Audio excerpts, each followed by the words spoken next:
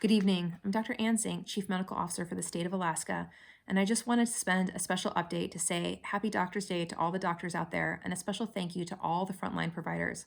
EMS, nurses, PAs, nurse practitioners, fire crews, you guys are really the front line. This can be incredibly overwhelming and scary to think about what this looks like in the world of COVID-19, and I just really want to thank you for all the hard work you're doing. I recently read an email from a woman who had worked in Afghanistan, and she had many points and tips that she took away from working in that war and combat zone.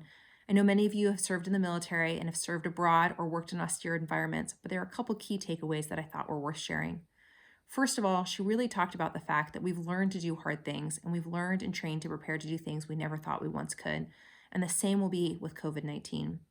She also talked about the fact that fear is going to affect us differently at different times and in different ways, and the importance of being kind to each other and allowing ourselves to be fearful and to be able to express that fear to others and be able to work through that.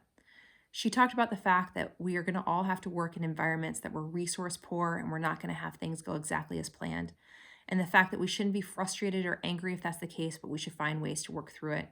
That doesn't mean that there's any excuse for not planning and not preparing. We must do that. It's critical that we do that. But no, it's not going to go perfectly.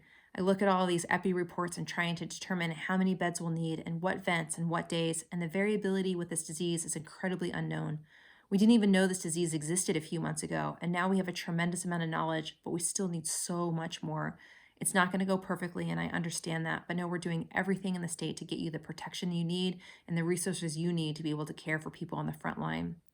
She also talked about the fact that it's going to be easy to judge ourselves and judge each other and to be nice and to kind to each other. Again, it's not going to go even easily as planned, but to make sure that you're being kind to yourself and knowing that it may not go perfectly. She talked about the importance of humor and finding ways to laugh and enjoy it. And at the end, she really talked about how we're really going to be stronger together. The more that we can work together in this environment or any sort of austere and challenging environment, the easier this is going to be. So know how grateful I am for each of you on the front line, the tremendous work that you're doing, the sacrifices you're making for your family, your friends. Many of you I know are not living with your family right now to minimize the risk and spread and transmission to others. You've made huge changes to your plans. You're working in environments where you don't feel protected. I completely hear and understand that and doing everything we can in the state to get that out. So here's to you on Doctors Day and all front healthcare providers. We're thinking about you and we're working for you every single day. Take care of each other and we'll talk soon. Thank you.